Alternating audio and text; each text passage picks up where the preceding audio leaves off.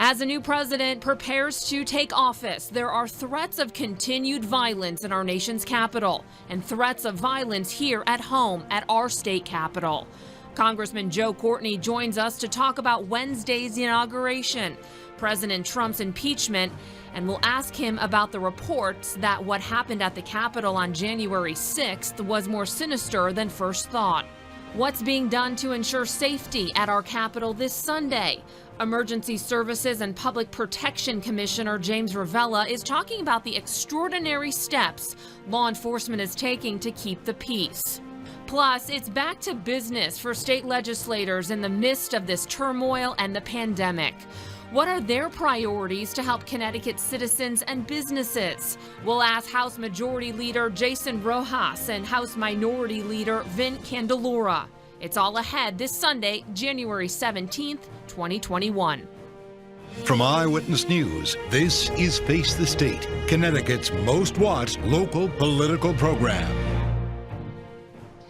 Well, good morning. I'm Courtney Zeller. Disturbing information is coming from court documents about the intentions of some of those who stormed the U.S. Capitol building on January 6th.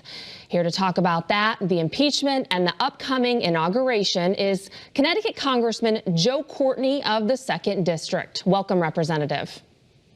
Great. Thank you, Courtney, for having me on. Oh, thanks for being here this morning. So we want to start with what happened at the U.S. Capitol on January 6th. You know, we've been reading these court documents and learned some of the rioters were looking to actually capture and assassinate elected representatives. Obviously, this is very shocking and unsettling information. Now, did you have any idea that it was at that level? So while the event was going on, I don't think anybody did, to be honest with you, because we were all sort of in our own little bubbles in different parts of the Capitol. Again, the Capitol Police did an amazing job to get us sort of in safe locations.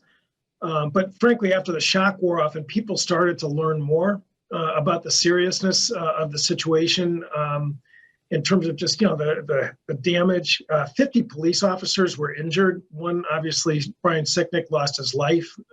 You know, Vice President Pence was pinned down in the basement of the Capitol for over 4 hours, along with the rest of the succession of leadership, the President Pro Tem of the Senate, as well as Speaker Pelosi.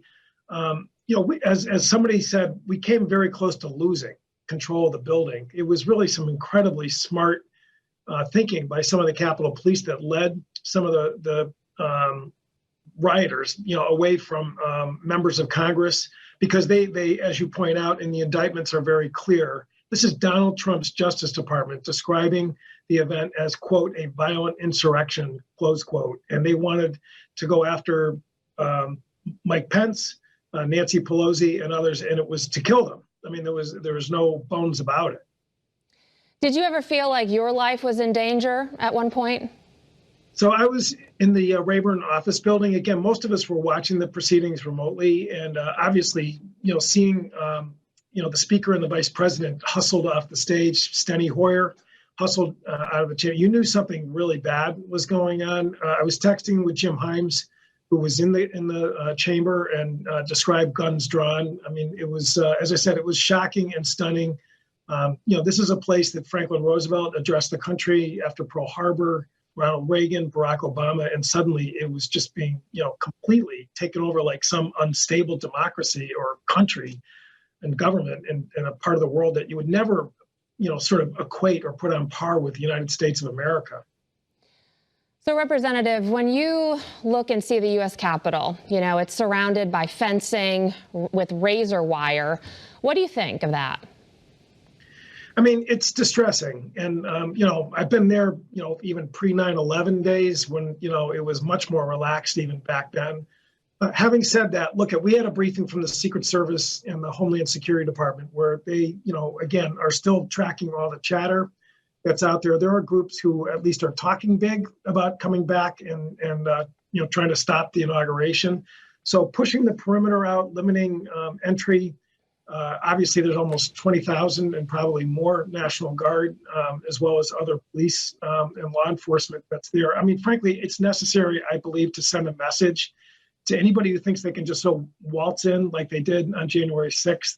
It is a completely different totally different environment. And, we've got to get this done. I mean, the inauguration is mandated by the Constitution, just like the vote count was on January 6th. And again, I think Mike Pence and the Speaker, restarting the process and completing the count was at the end of the day, the most remarkable part is that we were not deterred by that violence. And that violence was aimed at shutting down a constitutionally mandated process to complete an election of the President of the United States, which goes back to George Washington. Representative Courtney, you voted to impeach President Trump for a second time. Does it serve the country, with all the unrest, for the Senate to go through a trial and possibly convict him of impeachment when he's out of office? Or is the vote to impeach by the House of Representatives enough? I think the Senate should take it up. I mean, there's no question that as a matter of law, you can impeach after an individual leaves office. They've done it with federal judges. In the past, they did it with the Secretary of the War in the 1860s. And again, as the Constitution clearly states, it not only removes someone from office, but also bars them from holding public office in the future. No one wanted to do this. No one had an appetite for this. But frankly, as I said, as people became aware of the outrageous harm and really premeditated violence that was going on there. Again, Liz Cheney, who I served with on the House Armed Services Committee, we've worked together on Navy issues in the past. Her comments as a staunch Republican, basically saying that, this is not something we can just sort of overlook, I think was one of the most impressive acts of political courage that I've seen in my career. And I think she's right, that this is not something that we can just sort of say, nothing to see here. Let's move on. Reconciliation and healing is something that I yearn for as much as anybody else. But, acts have consequences, and really people have to be held accountable. And Representative, regarding the inauguration, which really is just days away, between the pandemic and this unrest, it's obviously going to be very different. So what do you hope the people you represent here in Connecticut take from it?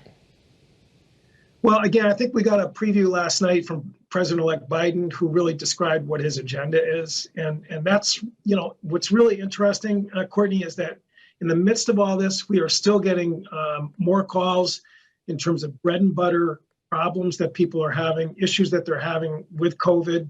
And I think what the president-elect laid out last night is a very strong, aggressive, fast agenda to really, accelerate vaccine distribution, which is clearly not functioning at the level that we need to get this thing behind us, and also really help bolster state and local government, make sure that our public safety, public schools, all of the stuff that kind of keeps the economy going and the lights on are going to be addressed. So I have no doubt in my mind that this great district that I've had the privilege to represent for many years, that's what they're looking for. They're looking for Washington to function and work again. And Joe Biden, I think, signaled last night that that's his agenda.